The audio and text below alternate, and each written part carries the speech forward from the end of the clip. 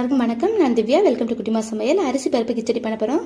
ஒரு டம்ளர் அரிசி, 1/4 டம்ளர் துவரம் பருப்பு, 1 ஸ்பூன் மிளகு, 1/2 ஸ்பூன் ஜீரகம் சேர்த்து மிக்சியில் பவுடர் பண்ணி வச்சுக்கோங்க. கொஞ்சம் குறப்பாக தான் இருக்கும். தண்ணி ஊற்றாம பவுடர் பண்ணிக்கோங்க. ஒரு பேனில் ஆயில் சேர்த்து பட்டை, கிராம்பு, 4 பல் பூண்டு, கொஞ்சம் கருவேப்பிலை சேர்த்துட்டு நல்லா வதக்குங்க. இது வதங்கினதும் 1/2 ஸ்பூன் சோம்பு சேர்த்துக்கோங்க. சோம்பு நல்லா ஃப்ளேவர் கொடுக்கும். மறக்காம சேர்த்துக்கோங்க.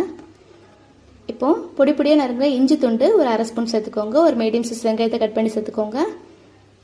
2 பச்சை மிளகாய் கட் பண்ணி சேர்த்துக்கோங்க. உருளைக்கிழங்கு தோல் சீவி பொடி பொடியாக கட் பண்ணி சேர்த்துக்கோங்க. கேரட் சேர்த்துக்கோங்க. பீன்ஸையும் கட் பண்ணி சேர்த்துக்கோங்க. இப்போ இது எல்லாத்தையும் நல்லா வதக்குங்க.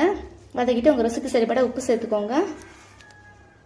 ஒரு மீடியம் சைஸ் தக்காளி கட் பண்ணி சேர்த்துட்டு 1/4 டீஸ்பூன் மஞ்சள், 1/4 டீஸ்பூன் பெருங்காயத்தூள் சேர்த்துட்டு 4 டம்ளர் தண்ணி சேர்த்துக்கோங்க. 1 டம்ளர் அரிசிக்கு. தண்ணி கொதி வந்தது நம்ம அரைச்சி வச்சு பவுடரை கலந்து விட்டு நல்லா கொதிக்க விடுங்க. 10 நிமிஷத்தில் ரெடி ஆகிடும். ரொம்ப ஈஸியாக செய்யலாம். ரொம்ப ஹெல்த்தியானது.